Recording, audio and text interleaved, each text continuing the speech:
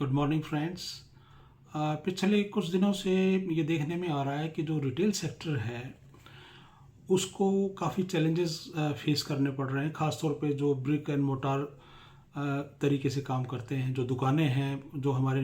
Neighbourhood की जो दुकानें होती थी उनका जो एक बहुत कड़ा कंपटीशन हो रहा है ऑनलाइन मार्केट से। ख़ासतौर पे कोविड के बाद ये देखने में आया कि जो ऑनलाइन परचेजेस हैं सभी लोगों की वो बहुत बढ़ गई हैं।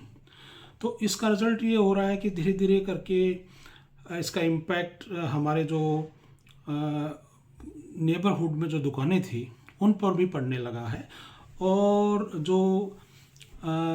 देश में जो अलग अलग एसोसिएशंस हैं जो रिटेलर्स की, उन्होंने इस बात को काफ़ी हाईलाइट भी किया है, उन्होंने कुछ समस्याओं को सामने रखा है। तो इसी सिलसिले में मैंने पिछले 16 मार्च को एक वर्कशॉप अटेंड की जो कि फिक्की ने ऑर्गेनाइज़ की थी। और उसमें कुछ इस तरह की चीज़ें पता लगी जो कि बहुत ज़रूरी हैं रिटेल सेक्टर को ज़िंदा रखने के लिए। तो उसमें क्या किया जाए, हमारे बहुत सारे इस तरह के जो माइक्रो एंटरप्राइजेज़ हैं या रिटेल सेक्टर या ट्रेडर्स हैं उनके लिए बहुत बड़ा चैलेंज है।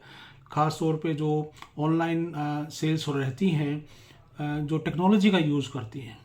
तो टेक्नोलॉजी कैसे इनको सपोर्ट कर सकती है और क्या क्या पॉलिसी रिलेटेड सरकार क्या क्या कदम उठाए, इसके लिए इस वर्कशॉप में काफ़ी चर्चा की गई। और कुछ सीनियर लोग भी इसमें आए थे जो कि जो रिटेल कमेटी है संसद की उसके अध्यक्ष भी आए थे। तो जो मुख्य रूप से बात कही गई उसमें 7-8 बातें जो मुख्य रूप से कही गई वो मैं आपके साथ शेयर करूंगा। एक चीज़ थी जो सबसे इम्पोर्टेंट चीज़ थी वो थी कि अभी तक इंडिया में नेशनल रिटेल पॉलिसी नहीं है, और जिसके कारण से ये होता है कि जो कंपटीशन का लेवल है एक ऑनलाइन मार्केटिंग कंपनी से छोटे रिटेलर का वो बहुत बढ़ जाता है। बहुत सारे आपने देखा होगा कि जब कोई एक इस तरह का समय आता है जहाँ पर कोई फेस्टिवल है या डिस्काउंट का टाइम, एक इस तरह की सेल्स चलती हैं जिसमें कि ये बड़ी ऑनलाइन कंपनीज डीप डिस्काउंटिंग करती हैं, जिसमें कोई भी चीज़ लगभग आधी कीमत पर या कुछ इस तरह के जो डिस्काउंटिंग सिस्टम चलता है कि जो छोटा रिटेलर होता है वो उस तरह के जो प्राइस है उसको बीट नहीं कर पाता। तो इस पे कई बार जो रिटेलर एसोसिएशंस हैं उन्होंने जो CIT करके है तो उन्होंने कई बार रिप्रेजेंट भी किया है, लेकिन अभी तक गवर्नमेंट ऑफ इंडिया की तरफ से कोई नेशनल रिटेल पॉलिसी नहीं आई है जिससे कि जो स्मॉल रिटेलर्स हैं उनके इंटरेस्ट को सेफगार्ड किया जाए। दूसरा जो इम्पोर्टेंट चीज़ है वो है कि जो GST है वो ख़ास तौर पे जो छोटी कंपनी है उनको बहुत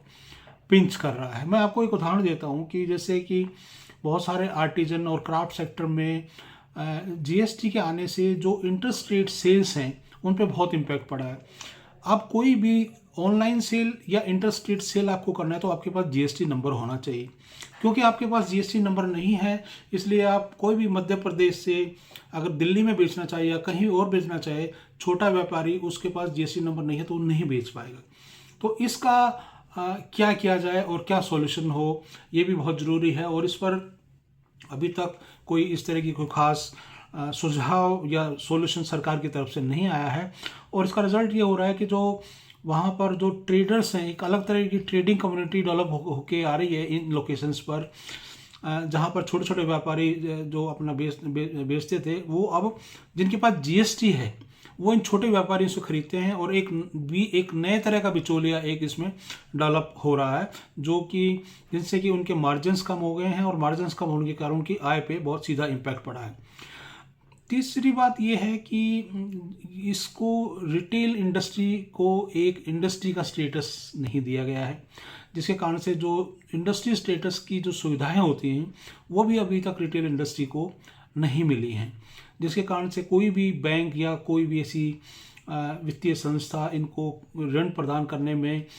थोड़ी सी हिचकिचाहट रहती है। और इसलिए ज़रूरी है कि इस इंडस्ट्री को इस तरह की कुछ विशेष रूप से कुछ इस तरह की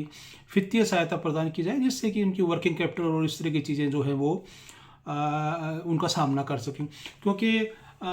उनको जो बल्क में या होलसेल में जो सामान वो खरीदते हैं उसके ऊपर बहुत ज़्यादा लंबा क्रेडिट नहीं मिलता, जिसके कारण से ये होता है कि उनको सारा सामान लगभग कैश में ही खरीदना होता है, और जिसके लिए उन्हें किसी प्रकार की सहायता की जरूर आवश्यकता पड़ती है। सबसे इम्पोर्टेंट जो चौथी बात है वो ये है कि इस इंडस्ट्री में जो स्किल लेवल्स हैं वो बहुत ट्रेडिशनल टाइप के हैं। जो इंफॉर्मेशन टेक्नोलॉजी का यूज़ है वो बहुत लिमिटेड है, लोग जानते नहीं हैं, और कुछ नए नए ट्रेड निकल के आए हैं जिनमें जो नए स्किल्स की बहुत ज़रूरत है। तो हालांकि बहुत सारी संस्थाएं हैं, वर्कशॉप में ऐसा बताया गया कि जो इस पर काम भी कर रही हैं, लेकिन अभी तक कोई एक इंटीग्रेटेड पॉलिसी नहीं है कि खास तौर पर रिटेल सेक्टर को लेके, उनकी समस्याओं को लेके कोई गैप एनालिसिस करके उनके साथ साझा किया जाए, और कोई एक ऐसा एक तरीका बनाया जाए जिससे कि उन समस्याओं को उनको बताया जाए कि आपकी ये समस्याएं हैं और इनको हल करने के ये तरीके हैं। तो ये एक बहुत बड़ी चीज़ है। अगला जो बहुत इंपॉर्टेंट इशू जो उठाया गया उसमें वर्कशॉप में वो था कि एक सिंगल विंडो सिस्टम अप्रूवल, कोई भी आपको लाइसेंस वगैरह लेना होता है रिटेल स्टोर वगैरह का, तो वो बहुत बड़ी समस्या है। एक बहुत ही इंटरेस्टिंग बात शेयर की गई कि बताया गया कि जो शॉप्स एंड एस्टेब्लिशमेंट एक्ट है उसमें ये लिखा गया है कि आप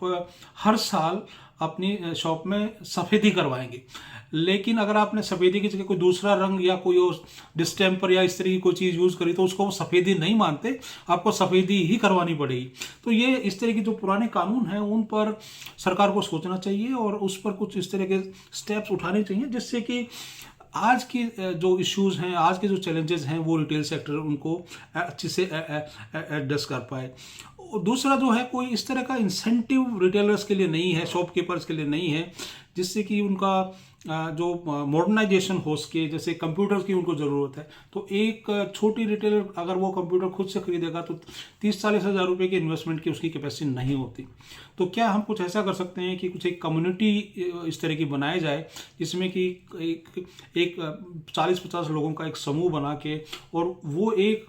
कंप्यूटर वहाँ पे लगा दिया जाए और वो 40-50 लोगों के लिए उसको एक तरह से उनके जो सेल्स हैं या उस तरह की जो चीज़ें हैं उनको डिजिटाइज कर सके, जिससे वो कुछ अपने एनालिटिक्स भी निकाल सकें और कुछ प्रेडिक्शन कर सकें कि आगे मुझे किस तरह के माल की आवश्यकता हो सकती है और किस तरह के माल अभी जो मैं बेच रहा हूँ उसमें मुझे क्या क्या कम करना चाहिए या क्या क्या ज़्यादा करना चाहिए। अंत में जो सबसे इम्पोर्टेंट चीज़ है वो है कि जो रिटेल सेक्टर है उसमें अभी तक जो बड़ी कंपनियों से उनका जो कंपटीशन रहता है, इसमें एक बहुत क्लियर कट पॉलिसी, जैसा मैंने बिगिनिंग में बताया, वो बहुत ही ज़रूरी है। अगर वो नहीं आती है तो धीरे धीरे करके जो रिटेल सेक्टर है वो कुछ ही